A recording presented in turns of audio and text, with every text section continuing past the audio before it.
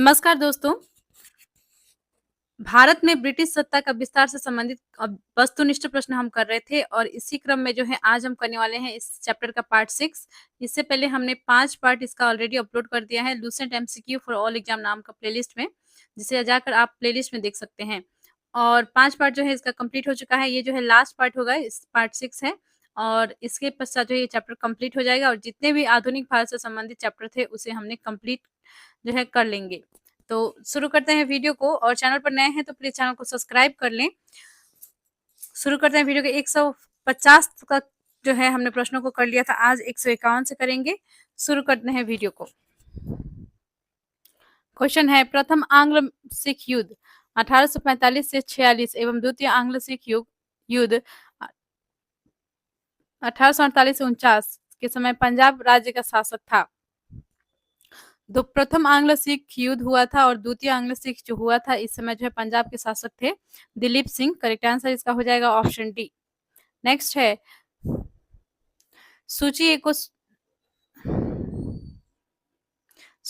सूची 2 से सुमिलित कीजिए। सूची 1 सूची 2 दिए गए हैं, ठीक है। लाहौर की संधि कब हुई थी? यह हुई थी 1846 ईस्वी में। तो इसका जो है राइट आंसर इसमें हो जाएगा ये भैरव वाले की संधि, यह हुआ था 1846 में। पंजाब की अंग्रेजी राज्य में विलय, यह 1849 में हुआ था। इसका जो है राइट आंसर हो जाएगा ऑप्शन बी। नेक्स्ट क्वेश्चन देखते हैं, 153 है, भारत के किस गवर्नर जनरल के समय में सिंध का विलय 1843 अंग्रेजी राज्य में किया गया था? यानी कि भारत के किस गवर्नर जनरल के समय में जो है सिंध का विलय अंग्रेजी राज्य में किया गया था? तो यह हो जाएगा लॉर्ड एलनबरो। करेक्ट आंसर इसका हो जाएगा ऑप्शन ए।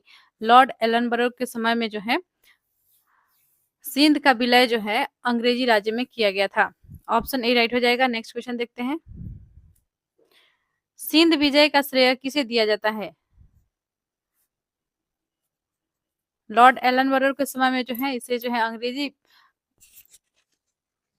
सत्ता में जो है इसे विलय कर लिया गया था सिंध को, और इस सिंध विजय का श्रेय जो है दिया जाता है सर चार्ल्स नेपियर को। सर चार्ल्स नेपियर को जो है इसे विलय करने का जो है अर्थात विजय करने का जो है श्रेय दिया जाता है। तो करेक्ट आंसर इसका हो जाएगा ऑप्शन डी। नेक्स्ट है, बेलेजली के सहायक संधि स्वीकार करने वाले राज्यों को काल क्रमानुसार सजाइए। तो बेलेजली को जो है बेलेजली का जो सहायक संधि था इसे जो है किस किसने स्वीकार किया था और सबसे पहले जो है किसने स्वीकार किया, उसके पश्चात किसने किया, इसी के क्रम में जो है आपको सजाना है। तो शुरू करते हैं। हाँ, इसका जो है हो जाएगा, देखिए क्रम अनुसार से ही दिया गया है। सबसे पहले हैदराबाद ही था और फिर मैसूर, फिर तंजौर, फिर अवध, फिर पूना के पेशवा। तो ये पांचों राज्यों ने जो है सबसे पहले हैदराबाद ने किया था, सहायक संधि को स्वीकार किया था, और फिर मैसूर ने, फिर तंजौर ने, फिर अवध ने, फिर पूना के पेशवा ने। तो इसका जो है राइट आंसर हो जाएगा ऑप्शन ए। नेक्स्ट क्वेश्चन है 156, सहायक संधि के संबंध में किसने कहा, हमारी नीति और हमारे लक्ष्य ने भारतीय राज्यों को शून्य की स्थिति में पहुंचा दिया है? तो किस ने जो है ये कहा था कि हमारी नीति और हमारे लक्ष्य ने भारतीय राज्यों को शून्य की स्थिति में पहुंचा दिया है? तो यह कहा था लॉर्ड बेलेजली ने, ठीक है। लॉर्ड बेलेजली द्वारा जो सहायक संधि लाई गई थी इसी के संबंध में जो है इन्होंने ये कहा था कि हमारी नीति और हमारे लक्ष्य ने भारतीय राज्यों को शून्य की स्थिति में पहुंचा दिया है। तो इसका जो है राइट आंसर हो जाएगा ऑप्शन ए। नेक्स्ट है 157, सहायक संधि के संदर्भ में किसने कहा था स्थानीय राजाओं का अस्तित्व उसी दिन समाप्त हो गया जिस दिन वे कंपनी द्वारा सुरक्षित बने या कंपनी उनकी सहायक बनी? तो यह कहा था कार्ल मार्क्स ने। करेक्ट आंसर इसका हो जाएगा option B, Karl Marx. Next है, भारत में सहायक संधि का जन्मदाता आविष्कारक था? तो लॉर्ड बेलेजली हो जाएगा इसका। माफ कीजिएगा, सहायक संधि का जन्मदाता पूछा गया है तो लागू किया था लॉर्ड वेलेस्ली ने, ठीक है। और ये जो है इसका जो जन्मदाता था वो था डुप्ले, ठीक है। करेक्ट आंसर इसका हो जाएगा डुप्ले। 159 है, सहायक संधि को सुनिश्चित एवं व्यापक स्वरूप किसने प्रदान किया था? तो इसको जो है व्यापक स्वरूप प्रदान किया था लॉर्ड वेलेस्ली ने। करेक्ट आंसर इसका हो जाएगा ऑप्शन बी। सुमेलित कीजिए। तो देखिए कूट में आंसर करनी है इसकी, ठीक है। सूची 1 और सूची 2 दिए गए हैं, इसे जो है सुमिलित करके आंसर इसका बताना है। तो करते हैं इस क्वेश्चन को। पिंडारियों का दमन लॉर्ड हेस्टिंग ने किया था। प्रथम आंग्ल बर्मा युद्ध लॉर्ड एम्स्टर्म हो जाएगा। ठगों का दमन किया था विलियम बेंटिक ने। मैकाले की शिक्षा नीति प्रस्ताव जो है विलियम बेंटिक ने। तो इसका जो है राइट आंसर इसमें हो जाएगा ऑप्शन ए।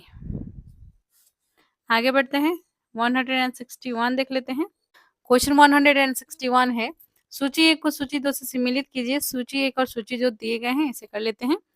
तो समाचार पत्रों पर प्रतिबंध समाप्त यह किया था चार्ल्स मेटकॉफ ने।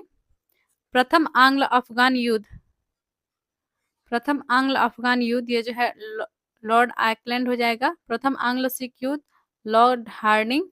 और हिंदू विधवा पुनर्विवाह एक्ट पारित किया था लॉर्ड डलहौजी ने। तो इसका जो है हो जाएगा 1। तो करेक्ट आंसर जो होगा इसका हो जाएगा ऑप्शन बी। आगे बढ़ते हैं, 162 है, गोद प्रथा पर प्रतिबंध लगाने वाला गवर्नर जनरल था। तो गोद प्रथा पर जो है प्रतिबंध लगाया था लॉर्ड डलहौजी ने। करेक्ट आंसर इसका हो जाएगा option B. Option B right हो जाएगा। चैनल को सब्सक्राइब अभी तक आपने नहीं किया है तो प्लीज चैनल को सब्सक्राइब कर ले और वीडियो को प्लीज किसी ग्रुप में शेयर कर दें और लाइक करें और कमेंट जरूर करें। आवाज़ की थोड़ी दिक्कत आ रही थी तो हम जो है इसको ठीक करने की पूरा प्रयास कर रहे हैं। तो अभी जो है वीडियो में आवाज़ सही आ रही है या नहीं आ रही है कमेंट करके जरूर बता दीजिएगा। तो आते हैं प्रश्न पर। क्वेश्चन 163 है, डलहौजी के जब्ती का सिद्धांत गोद प्रथा पर प्रतिबंध के शिकार होने वाले राज्यों को कालक्रम अनुसार सजाइए। तो इसे जो है कालक्रम अनुसार से सजाना है। डलहौजी का जब्ती का सिद्धांत गोद प्रथा पर प्रतिबंध के शिकार होने वाले राज्य हैं, ठीक है। तो ये हो जाएगा इसमें, देखिए क्रम वाइज ही दिया गया है। सबसे पहले जो है सतारा, फिर संबलपुर और जैतपुर, फिर बघाट, फिर उदयपुर, फिर झांसी, फिर नागपुर। तो इसका जो है राइट आंसर इसमें हो जाएगा ऑप्शन ए। आगे बढ़ते हैं, 164 है। क्वेश्चन है, सूची 1 को सूची 2 से सम्मिलित कीजिए। सूची 1 में घटना दिए गए हैं, सूची 2 में वर्ष दिए गए हैं, अवधि दिए गए हैं। तो सुगौली की संधि यह हुआ था 1816 में। प्रथम आंग्ल बर्मा युद्ध यह हुआ था 1824-26। द्वितीय आंग्ल बर्मा युद्ध यह हुआ था 1852 में। तृतीय आंग्ल बर्मा युद्ध हुआ था 1885-86 में। तो इसका जो राइट आंसर हो जाएगा ऑप्शन बी होगा, ऑप्शन बी। नेक्स्ट है 165 है, निम्नलिखित कथनों पर विचार कीजिए। रॉबर्ट क्लाइव बंगाल के प्रथम गवर्नर जनरल थे। तो देखिए रॉबर्ट क्लाइव जो है बंगाल के प्रथम गवर्नर थे, गवर्नर जनरल नहीं, तो ये गलत है। विलियम बेंटिक भारत के प्रथम गवर्नर जनरल थे, यह जो है सही है। तो उपरोक्त कथन में से कौन सा सही है? तो केवल 2 सही है। करेक्ट आंसर इसका हो जाएगा ऑप्शन बी। नेक्स्ट है 166। क्वेश्चन है, पंजाब के राजा रणजीत सिंह की राजधानी कहाँ थी? पंजाब के राजा रणजीत सिंह की राजधानी कहाँ थी? तो इनकी राजधानी थी लाहौर में। करेक्ट आंसर इसका हो जाएगा ऑप्शन बी। 167 है, निम्नलिखित में से कौन सा एक दिल्ली में नादिर शाह के सैन्य अभियान की सफलता के लिए संभव कारण नहीं था? तो नहीं पूछा गया है। तो इसका जो है आक्रमण सेना द्वारा बेहतर सैन्य प्रौद्योगिकी का प्रयोग, यानी जो है आक्रमण सेना द्वारा बेहतर सैन्य प्रौद्योगिकी का प्रयोग करना जो है यह जो है सफलता का कारण नहीं था, ठीक है। तो ऑप्शन डी सही हो जाएगा। और जो है कमजोर मुगल सम्राट, यानी कि मुगल सम्राट जो है कमजोर थे, इसलिए जो है इनको जो है नादिर शाह को जो है सफलता मिलने में और आसानी हो गई। उत्तर पश्चिम सीमांत में मजबूत रक्षा का अभाव था। दिल्ली की रक्षा के लिए विलंब से तैयारी, ठीक है। तो ये भी जो है ये 3 कारण थे जिसके कारण से जो है नादिर शाह का जो सैन्य अभियान रहा था वो सफल रहा था। लेकिन आक्रमण सेना द्वारा बेहतर सैन्य प्रौद्योगिकी का प्रयोग जो है ये नहीं था। तो ऑप्शन डी राइट हो जाएगा। नेक्स्ट है 168। केरल के राजा मार्तंड वर्मा के बारे में निम्नलिखित में से कौन सा एक सत्य नहीं है? तो केरल के राजा मार्तंड वर्मा, ठीक है, इनके बारे में जो है कौन सा कथन सही नहीं है? तो यह है, उसने शांति बनाए रखने के लिए यूरोपीय अधिकारियों को भारी रिश्वतें दी। यह जो है उनके बारे में सही नहीं है। तो इसका राइट आंसर हो जाएगा ऑप्शन सी। 169 करेंगे अब। 18वीं शताब्दी के मध्य इंग्लिश ईस्ट इंडिया कंपनी के द्वारा बंगाल से निर्यातित प्रमुख कच्चा माल स्टेपल क्या थे? तो 18वीं शताब्दी के मध्य इंग्लिश ईस्ट इंडिया कंपनी के द्वारा बंगाल से निर्यातित प्रमुख कच्चा माल क्या थे? तो इसमें जो है होते थे कपास, रेशम, सोरा और अफीम। कपास, रेशम, सोरा और अफीम।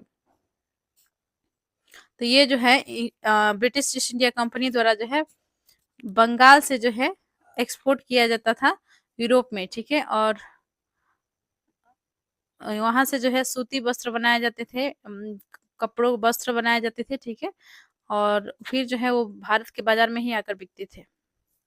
तो इस प्रकार से जो है उन्होंने जो है भारत को लूटा था, कि उन्होंने जो है भारत का अर्थव्यवस्था को कमजोर कर दिया था। यहाँ से जितने भी कच्चे माल थे वो सब लेकर जाते थे, और यहाँ का जो उद्योग था वो पूरी तरह से खत्म हो गया था। जो बुनकर थे उनकी भी जो स्थिति थी बहुत खराब हो गई थी इसी कारण से, क्योंकि वहां पर जो है औद्योगिकरण हुई थी यूरोप में, और पुनर्जागरण हुआ था। तो वहां पर जो है औद्योगिकरण की नीतियां अपनाई गई थी, वहां पर इंडस्ट्रीज बनाए गए थे, लेकिन वहां पे कच्चे माल का अभाव था, जो जिसका पूर्ति जो है भारत का शोषण करके भारत से जो है कच्चा माल का निर्यात करके किया गया था।